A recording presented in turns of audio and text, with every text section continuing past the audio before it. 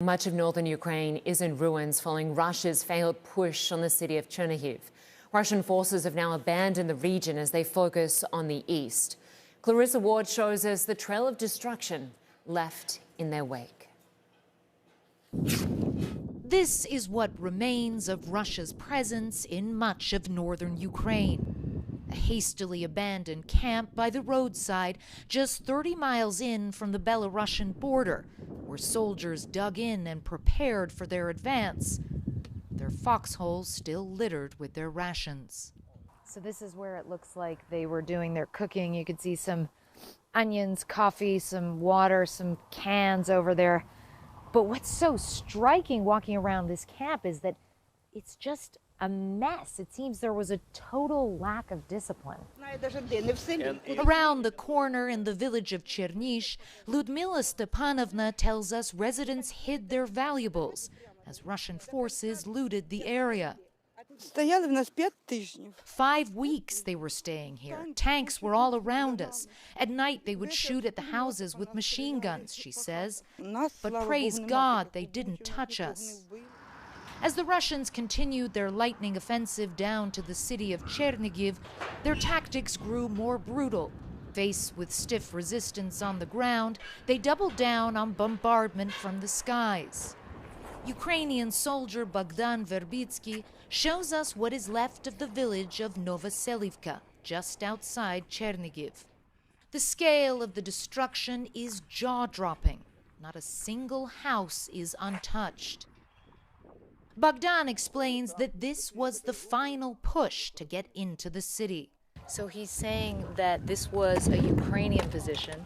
The Russians bombed it heavily, and then Russian soldiers were actually here in this area just a mile away from the city. Nikolai Krasnotal never saw the Russian soldiers here, but he felt the full force of their assault.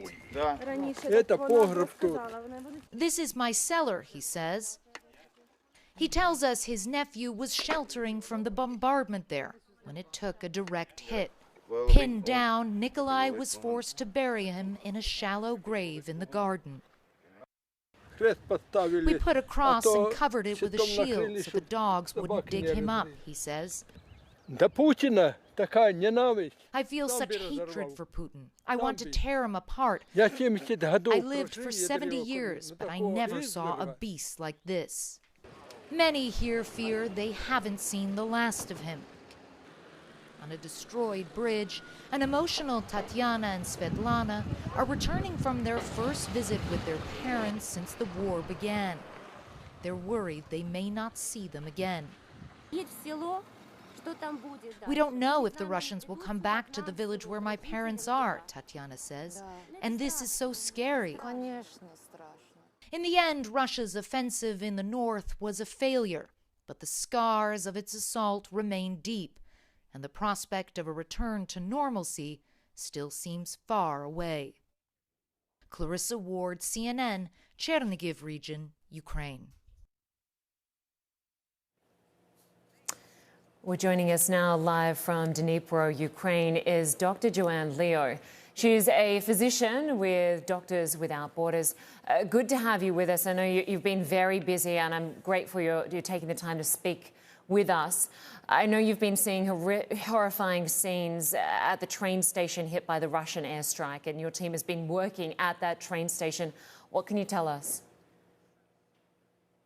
Well, we've been doing what we call train evacuation for the last week.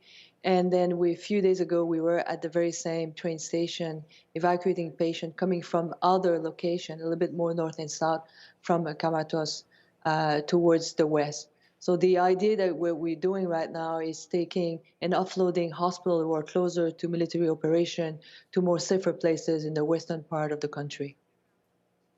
And so where else are your teams working right now, and how challenging is it for people to try and leave cities like Mariupol? Well, right now we're working in places that are basically close to the front line, and then we work on three main pillars, which is supply, making sure that they have everything to respond to increase influx of patient. We're working on what we call mass casualty preparedness, which means is when you have a big amount of patient coming all at once because they're wounded, how do you triage them? How do you prioritize them? How do you make sure that everybody gets the care they need?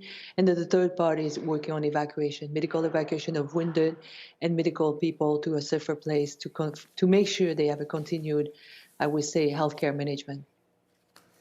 And so talk to us about the sort of injuries that your doctors, the Doctors Without Borders, are treating right now. So we've been, seeing, and then most of, and it's like in many other, I would say, crises, the early case management is actually done by the hospital, the Ukrainian hospital, and they have like great skills, great competences.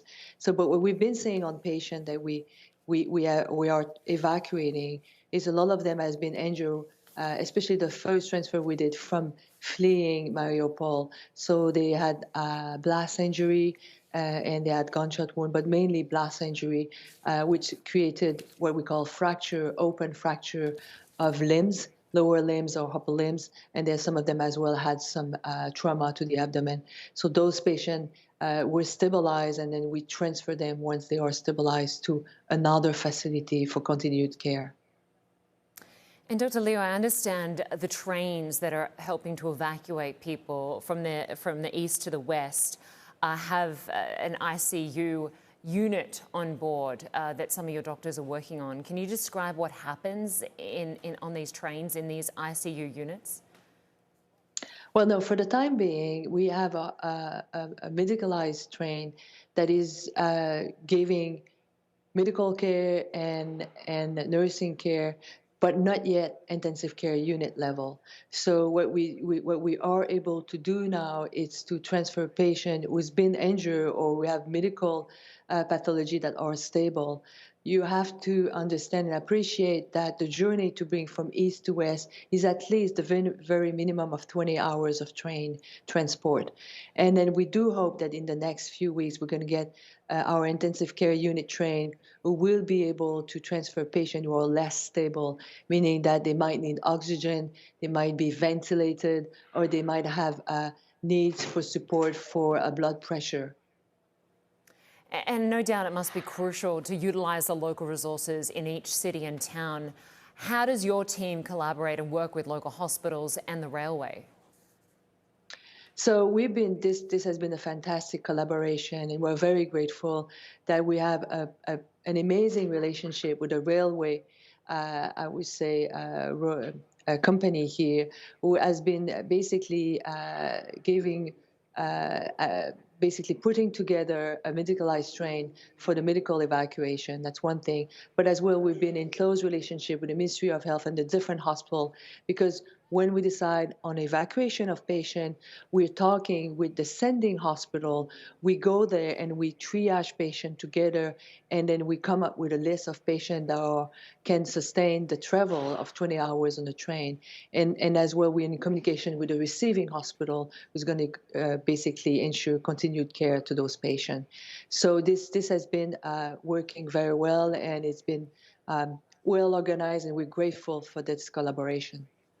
You are doing incredible work, and your team, like local medical staff, are working at great risk, given the hospitals and healthcare centres that have been bombed by Russia, similar to what we saw in Syria. How are your staff holding up 5 weeks into this war? Well, our staff is highly committed, and everybody wants to do as much as they can. Of course, always, balancing out the risk and the added value of our medical care. So this is what we're going through, and each time we assess, what we're taking in terms of risk and what we are giving in terms of management and medical care to patient in need. So yes, it's been a challenge, but right now, so far, we're able to sustain medical activities in different ways, through medical evacuation with the train, but as well through mass casualty preparedness, preparing for influx of patient into supply. Dr. Joanne Liu in Dnipro, Ukraine, our thanks to you and our thanks to all your staff with Doctors Without Borders. Thanks so much. Thank you very much.